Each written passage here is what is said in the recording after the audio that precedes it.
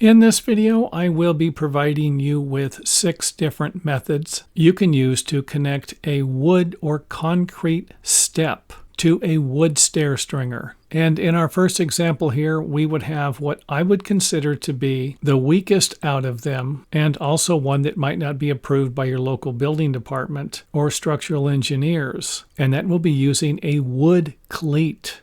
Next up will be a lighter gauge bracket, and this is one you can pick up at most home improvement centers and lumber yards. And this is one that I have used plenty of times and should be approved by most building departments and engineers.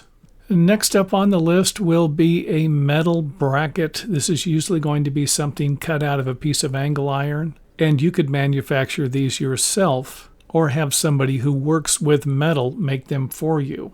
And next up on the list, in my opinion, this is going to be the strongest one out of the first 4 in this video, and that will be to cut a slot or dado a slot into a large stringer, something like a 4x12 or a 6x14. However, I don't think I would use a 2x12, even though it might work on a small stairway, something with only 3 or 4 steps. Next up on the list, we are going to take a look at attaching the concrete treads to a wood stair stringer. And this is probably the most common method I used over the years. I cut and installed the stair stringers with the brackets on them for someone later on to come and weld each one of the concrete steps to the metal brackets. And in our last example, here is a stair step that definitely would work better than welding when it came to removing and replacing the damaged stair treads. However, I have walked up and down stairs where the treads were loose, and you're probably not going to have that problem when they're welded to the brackets. And keep in mind that a stairway built using this method will require the stair builder who attaches the brackets to the wood stair stringer to position them correctly. Otherwise, you're going to have a problem with the tread depth measurements.